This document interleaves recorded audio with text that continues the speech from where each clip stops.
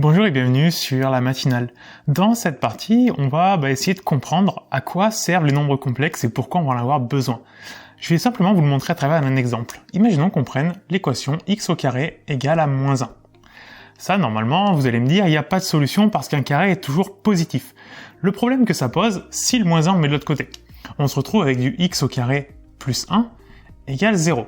Lorsqu'on a un polynôme et qu'on cherche à résoudre le égal 0, autrement dit, on veut trouver ses racines. Et on a un théorème en maths, le théorème fondamental de l'algèbre, qui nous dit que tout polynôme admet une racine, même celui-là. Pourtant, celui-là, c'est le même que x au carré égale moins 1, donc a priori, il n'y a pas de solution, il n'y a pas de racine. Et donc, pour répondre à ce théorème, il faut qu'on trouve une solution. Et la solution qu'on va trouver, c'est d'utiliser les nombres complexes. En fait, on va introduire les nombres complexes, c'est simplement qu'on va introduire quelque chose qui nous permet d'avoir un carré négatif. Et ce quelque chose, on le note i, c'est le nombre i, hop, qui nous dit que i au carré est égal à moins 1.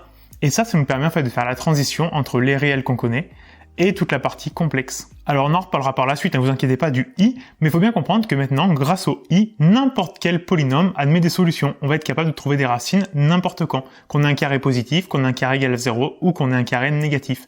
Pour revenir au delta, quand on faisait un second degré et qu'on faisait le delta, on avait soit c'est positif, on a deux solutions, soit c'est égal à 0, on n'en a qu'une, soit c'est négatif, on n'a pas de solution. Et bien maintenant, dans les cas où c'est négatif, on va avoir deux solutions complexes, on appelle ça. Donc ça c'est pour la partie maths, mais les nombres complexes, ça s'en arrête pas ici juste pour les polynômes, pour trouver leurs racines. Les nombres complexes sont aussi très utilisés en physique. Par exemple, en électronique, le courant alternatif est représenté par des imaginaires. Les imaginaires, c'est le lien avec le i. En fait, un nombre complexe, c'est en deux parties. On a une partie réelle, tout ce qu'on connaissait, et une partie imaginaire. Et la partie imaginaire, c'est celle qui est reliée au petit i ici, d'où le nom imaginaire.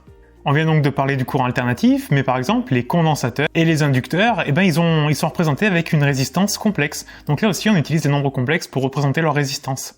Et bien sûr, il y a beaucoup d'autres cas dans lesquels on va utiliser les nombres complexes, mais on va pas s'amuser à tous les énumérer parce que ça serait vraiment infini, il y en aurait pour la journée. Globalement, il faut retenir que les nombres complexes, c'est quand même beaucoup plus utile que les nombres réels, parce que ça va nous permettre de simplifier énormément d'équations, et ça permet aussi de représenter énormément de phénomènes physiques. Donc c'est vraiment top, et on va voir ça dans la suite. Ça y est, on a fini avec cette vidéo. Si ça t'a plu, n'hésite pas à me le dire en commentaire. Oublie pas de lâcher un pouce bleu, ça soutient la chaîne, ça m'encourage à continuer. Et si tu veux plus de contenu et avoir toutes les techniques pour viser au moins 19 sur 20 à tes contrôles de maths, j'ai créé un programme, donc la matinale, tu dois t'en douter, dans lequel j'ai repris l'ensemble du programme de première et de terminale. Je te l'explique, il y a les exercices indispensables pour bien réussir, et il y a toutes les techniques, et si tu suis à la lettre ce programme, qui est pas très long par chapitre, il y a 2-3 heures maximum par chapitre, tu peux vraiment viser une grosse note à tous tes contrôles. Je te laisse voir ça en description, je te mets tous les liens, et je te dis à bientôt.